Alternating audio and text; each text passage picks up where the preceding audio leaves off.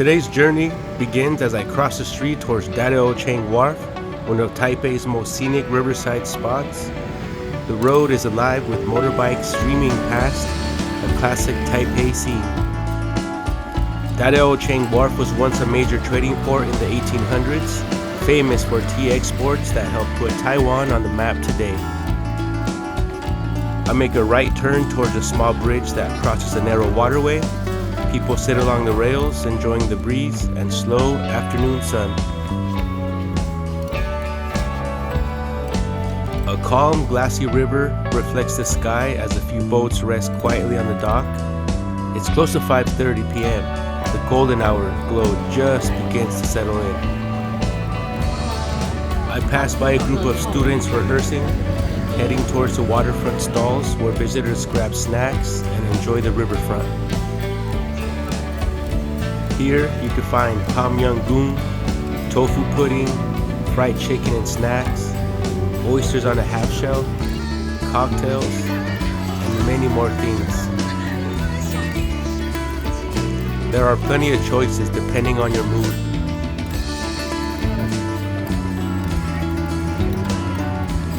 I reach the end of the stalls and take in the full lineup, a nice mix of local and international flavors.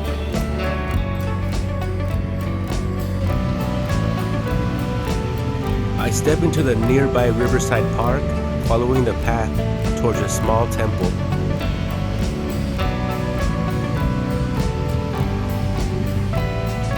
This is a Dadaocheng Qiansui Temple dedicated to Mazu, the goddess of the sea. Mazu is Taiwan's most beloved deity, protecting sailors, fishermen, and travelers. Small, but full of history and devotion. As I leave the temple, a familiar sound begins to echo through the park. Karaoke.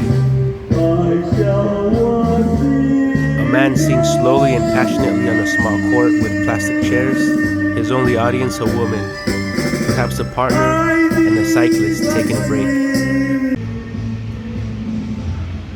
The surrounding trees, mostly old banyans, create a shady canopy across the park.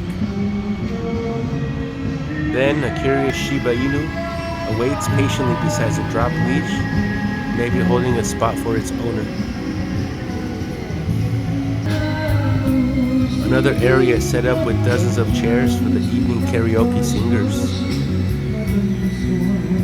A second stage area sits open in the center, possibly for group dancing or singing later in the evening. Nearby, a few people play a relaxed game of basketball. This park truly has something for everyone. I continue walking the path closest to the river. The sunset casts a soft glow over the water, and the large bridge frames the distance. On the opposite shore, a row of buildings, some modern, some older, mark the skyline as Taipei winds down for the day.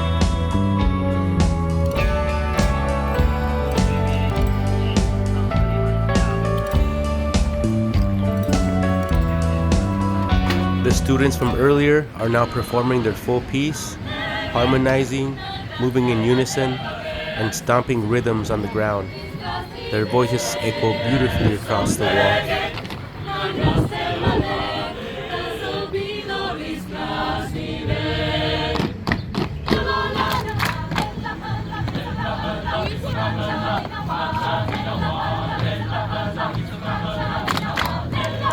Leaving Dadaocheng Wharf, I cross the street and immediately spot something refreshing, a large fruit stand. Their colorful selection includes apples, pears, plums, rambutan, melons, watermelon. I choose a dragonfruit, vibrant on the outside, refreshing on the inside, and continue walking with it.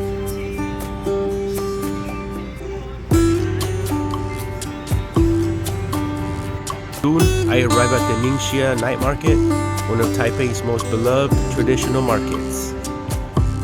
Shorter than other markets, but much denser and more food focused.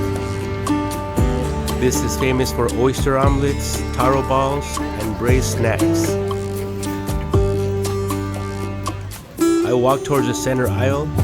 People are queued up for their favorite dishes, chatting excitedly. This stall offers various pork cuts, followed by another specializing in duck, fresh, savory, and fragrant. Many stands serve iced teas, herbal drinks, perfect for Taipei's humid weather.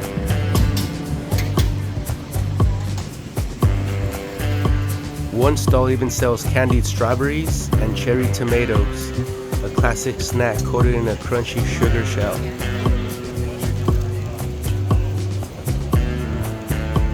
One of my favorites is a seafood vendor displaying the clams, prawns, fish, and squid, all on ice. You choose your seafood and they grill it immediately. The market continues with endless stalls on both sides. This market is about 300 meters long, compact but full of culinary gems.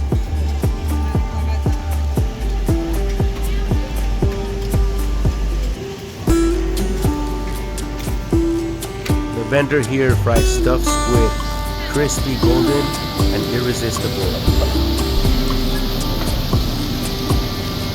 You can totally see the liveliness of the marketplace. Many vendors to choose from. Back to the fruit I bought earlier, sliced open to reveal a bright white interior dotted with black seeds. Dragon fruits are rich in antioxidants, hydrating, and naturally sweet without being too sugary. This last stall displays classic Taiwanese braised duck parts, all simmering in a savory soy-based master broth. The final portion of the market features children's games, shooting targets, tossing rings, and earning small prizes. Inside one shop, I spot something unusual: coffee-flavored Doritos. And in the fridge, 2 kinds of asparagus juice, the classic version and one with retro-style bikini model, only in Taiwan. I settle for a refreshing apple soda, a Taiwanese classic. As I'm leaving the market, I find a Michelin-recognized stand making Taiwanese oyster omelets, crispy, gooey, savory, and topped with a sweet sauce. This chef makes nearly 30 at once using a round griddle. Mesmerizing. This last clip features Taiwanese buns, pineapple buns, savory pastries, and classic fluffy breads. This marks my last stop, and I hope I see you next time. Make sure to subscribe for more. See you.